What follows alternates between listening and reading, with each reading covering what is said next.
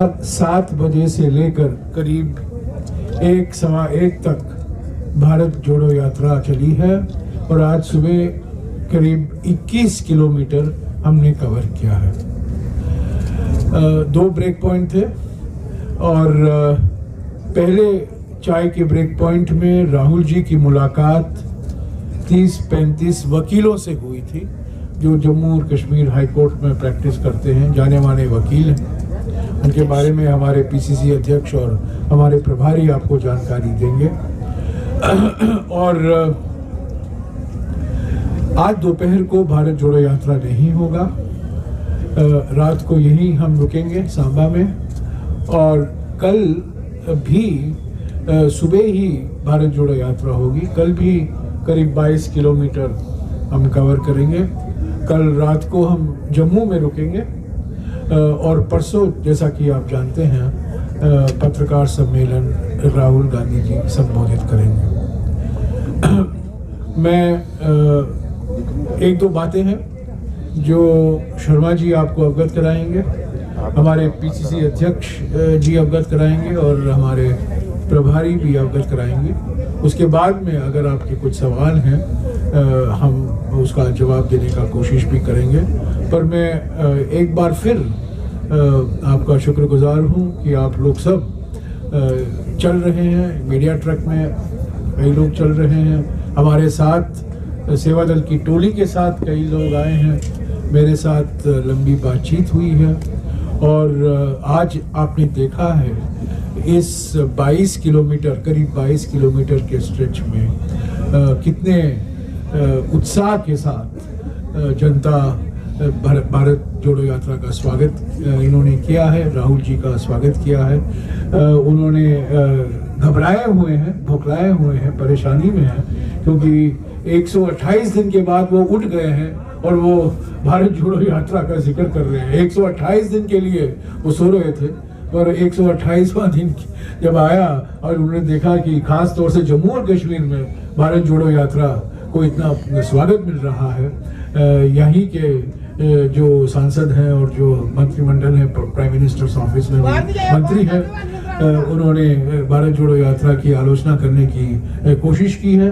पर मैं समझता हूं जो उन्होंने जनता के सामने रखा है बिल्कुल बेबुनियाद है।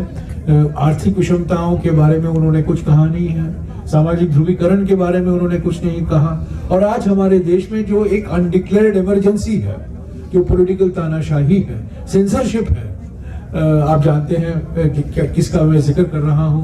पिछले 24 घंटे में आपने देखा है किस तरीके से मीडिया पर सेंसरशिप लगाया जा रहा है। ये सब बिल्कुल ये साफ है कि हमारे देश में अनडिक्लेयर्ड इमरजेंसी है और एक ही व्यक्ति का शासन, एक ही व्यक्ति की हुकूमत चल रही है। भी की, लेकिन उसके बावजूद इस तरह की घटनाएं होना चिंताजनक है। मैं इतना ही कहूंगा इस मौके पे और सरकार से मांग करूंगा कि आतंकवाद के विरुद्ध और कड़ा किया जाए और माइनॉरिटी की किलिंग्स और इस तरह की वारदातों पे और अंकुश लगाया जाए। मैं पीसीसी प्रेसिडेंट विकास सुब्रमण्यम साहब से कहूंगा तो आपसे सब साथियों को सलाम है और आदाब पेश करता हूं। जैसा कि जयराम रमेश जी ने कहा कि भारत जोड़ो यात्रा आज 22 किलोमीटर चली और आपने देखा मैं सांबा और जो कुठवा का कुछ थोड़ा सा एरिया था, सब लोगों का बहुत बहुत शुक्रगुजार है। हम कांग्रेस पार्टी की तरफ से उनका शुक्रिया करते हैं कि जिस उत्सव से आप सब लोगों ने देखा कि हजारों की तादाद में भीड़ जो है वो राहुल गांधी जी के स्वागत में खड़ी थी और किस तरीके से किन दिल की गहराइयों से, किस प्यार से, किस मोहब्बत से वो राहुल जी को भाई कर रहे थे, टाटा कर रहे थे और राहुल जी उनको आगे से और प्यार बांट रहे थे। सिक्योरिटी के कारण राहुल जी ज्यादा उनके साथ मिल नहीं सके, लेकिन काफी लोगों से वो बुला के उनसे मिले।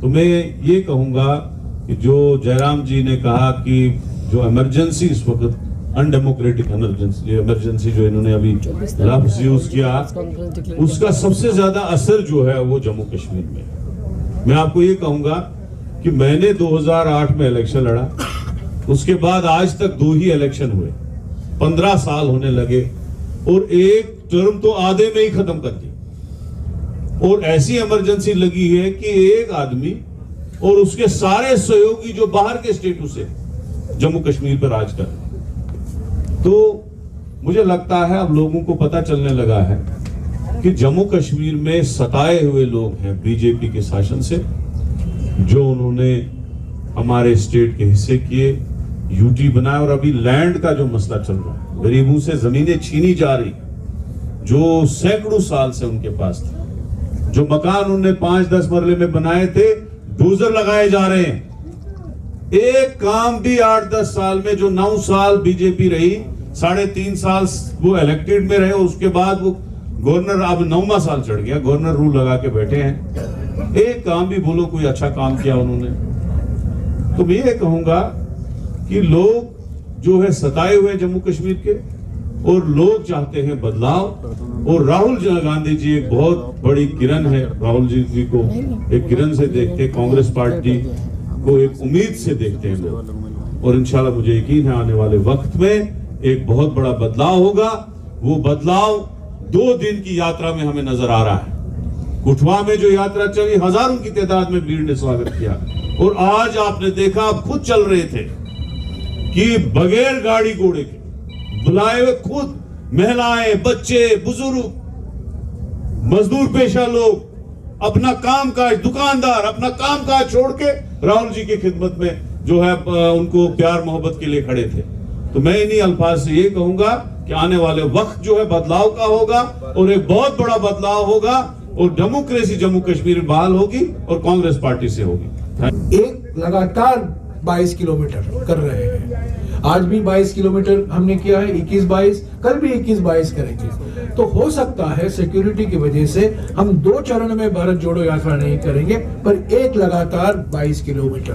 तो भारत जोड़ो यात्रा लंबाई दूरी में हमने कम नहीं किया है, पर वक्त के आधार पर थोड़ा कंप्रेस किया गया। जयराम रमेश जी, आप एक बार फिर, राहुल जी की सुरक्षा के बारे में कोई समझौता नहीं हो सकता, कोई कॉम्प्रोमाइज नहीं हो सकता। हमारे लिए राहुल जी की सिक्योरिटी सर्वोपरि है, सर्वोपरि है।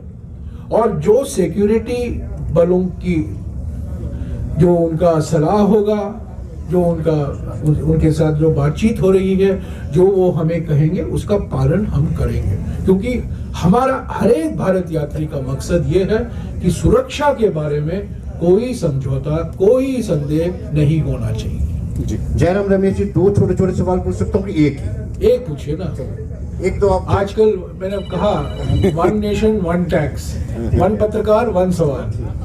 आप बार-बार अनडिक्लेयर्ड इमरजेंसी की बात, हाँ बिल्कुल, जो डिक्लेयर्ड इमरजेंसी लगा सकते हैं वो अनडिक्लेयर्ड इमरजेंसी की बात करते हैं, वो डाइजेस्ट 1975 में हो गया। मैं 21 साल का था, आप मुझे याद दिला, ठीक है। और अब मेरी किताब देखिए, मैंने पीएन अक्सर के बारे में एक किताब लिखा है, उसमें देखिए मैंने उस डिक्लेयर्ड इमरजेंसी के बारे में मैंने क्या लिखा है। अनडिक्लेयर्ड इमरजेंसी डिक्लेयर्ड इमरजेंसी से भी अधिक खतरनाक है। सही है।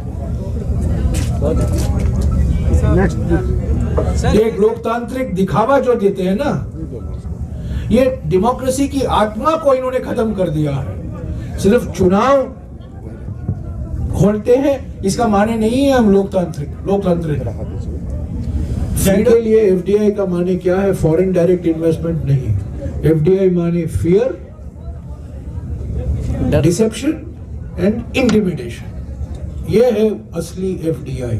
सर, जो आगे की राजनीति है जम्मू कश्मीर पर, क्योंकि हमने देखा जब लखनपुर आए थे राहुल गांधी जी, फारूक अब्दुल्ला ने बड़ा वार्म वेलकम किया उनको, और उन्होंने भी रिस्पॉन्स अच्छा किया।